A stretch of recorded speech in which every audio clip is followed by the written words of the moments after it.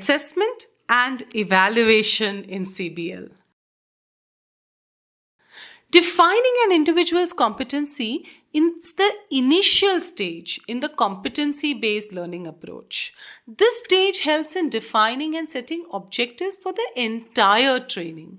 According to Shipman and others, competency models can be used for assessing the competencies that can be useful in many ways, such as individual needs as per the industry needs and goals, the needs of an individual without any external bias, individual training needs based on the individual's current performance, needs-based training for individuals with a competency assessment model. The assessment is conducted in multiple ways: diagnostic tests, language competency assessment tests, psychometric tests, observation methods, expert opinion, aptitude tests, structured interviews, analytical tests, and the like. Individual skills, knowledge, attitude, behavior, and thinking processes can be evaluated using these test types. The following are some of the competencies assessed through these tests: aligning, assessment, and competencies. After defining the competencies of each individual, teachers try to make an alignment between the desired competencies and the end goals. In accordance with the goals, the course curriculum is designed and developed, including various instructional tasks and activities such as classroom tasks, projects, assignments, experiments, research projects, reports to develop students' linguistic competencies and higher order thinking skills. Students' demonstration can possibly do a proper assessment of higher order thinking skills and competencies. In the CBL approach to learning, it is ensured that learners are completely engaged with the developmental process of learning and assessment. They participate in the course development process and help teachers align the course curriculum, syllabus, and instructional materials as per their needs. They actively participate in the decision-making process of selecting appropriate methods, techniques, and strategies suitable for them to acquire the skills, construct content knowledge, and enhance competencies. In addition, they are acquainted with the methods and techniques used for assessments. They get involved in the discussion about their choice in assessment during the entire learning process. If one has to look at the CBL approach and identify the different competencies, the linguistic competencies, if one has to look at the CBL approach and identify the different competencies, the linguistic competence could be identified as listening, speaking, reading, writing, grammar, and vocabulary. The professional competencies could be leadership, teamwork, decision-making, problem-solving, time management, and stress management. The psychometric competencies could include initiativeness, intelligence, innovativeness, creativity, stress management, and a positive attitude. Constructing assessments. Multiple techniques are applied for competency assessment according to the purposes. There are some essential techniques used for assessment. Given below are some of them. Formative assessment. This technique is used to analyze the progress of the learning of an individual and group. It is conducted at frequent intervals to identify the growth of skills and knowledge using multiple tools. Teachers conduct short-term assignments, individual and group projects on a particular topic, classroom tasks and activities, self and peer reflective practices, practice tests, giving peer feedback, feedback conference, and other specified tests and quizzes to check students' performances while demonstrating. Summative assessment. It is used to analyze the end term or final evaluation of competencies among learners after completing the course curriculum. It is conducted after a certain period when a specified portion of the syllabus or the entire syllabus is completed.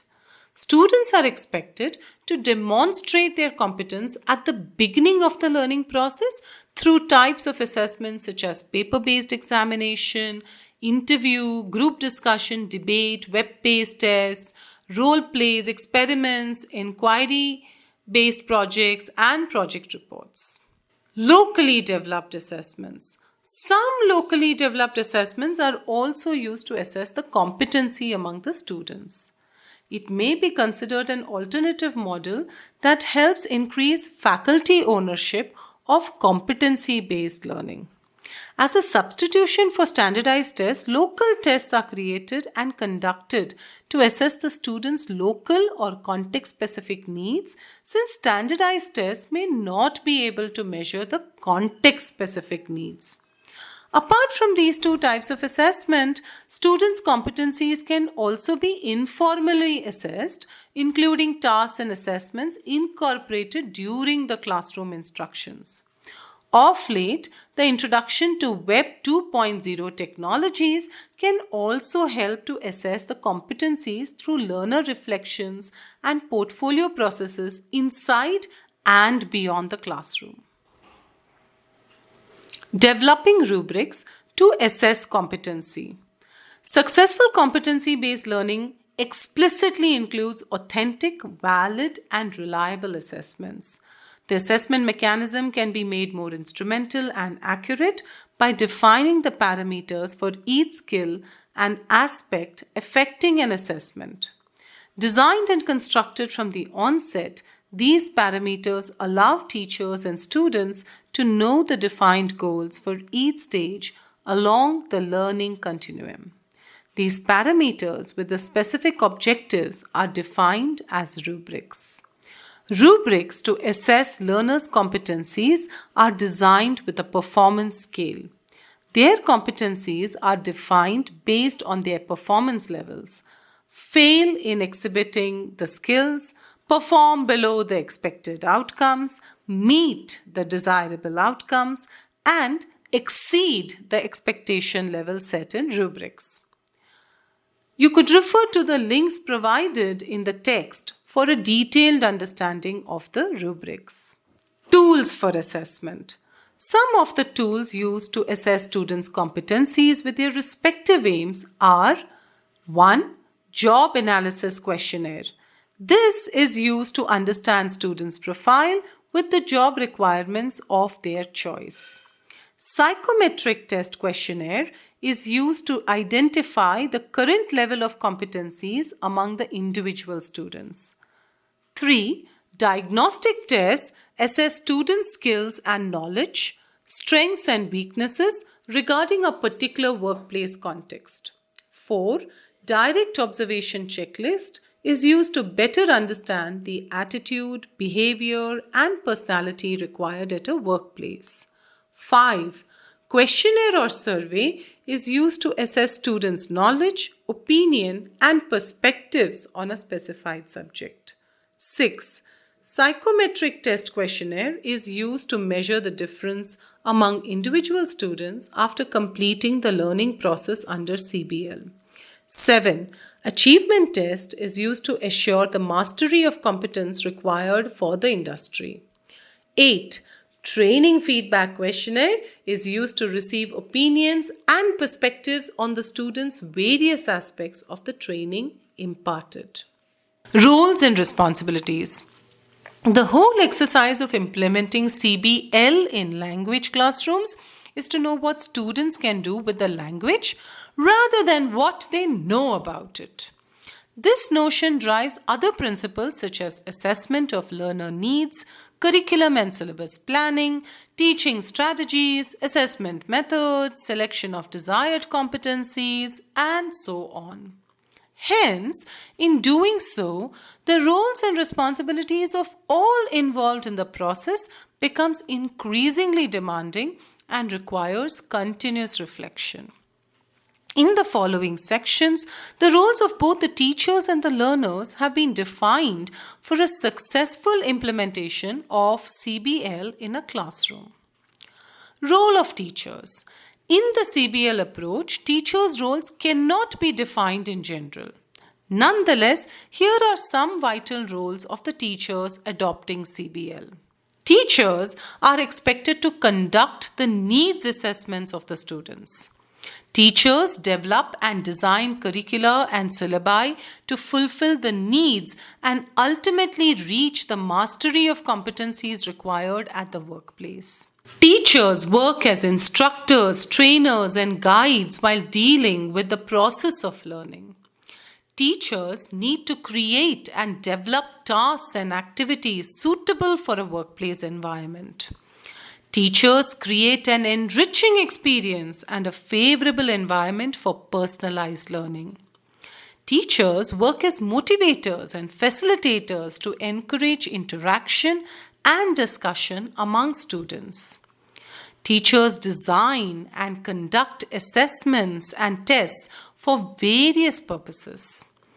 They facilitate the progress and monitor the learning process. Teachers help students develop the right attitude, behavior, and personality for professional needs. Role of learners. Like teachers, students also play vital roles in CBL. Here are some of the dynamic roles of the students while developing competencies under CBL. Students take several tests conducted to define their needs. Students are expected to develop self-awareness of their needs. Students involve themselves in the curriculum designing process, focusing on competencies required at the workplace. Students actively participate and engage themselves in the process of learning. Students participate in tasks and activities designed and incorporated by teachers in and outside the classroom. Students involve themselves in enriching personalized learning experiences. Students participate in interaction and discussion to perform specific tasks and activities. Students take tests and assessments for various purposes. Students provide necessary feedback and observation to peers in the learning process. Students try to develop the right attitude, behavior, and personality for professional successes. Let us sum up what we discussed in the chapter. 1. The implementation of CBL in the English language classroom as an approach to prepare students to deliver efficiently at the workplace. 2. The need for CBL to provide proper training to demonstrate several skills in the professional context. 3. The need for CBL, its concept and its underlying principles with other related aspects. 4. How to practice CBL in the ESL context. 5. The process of implementation of CBL in the English language classroom. 6. The various techniques and strategies to implement CBL in the ESL context.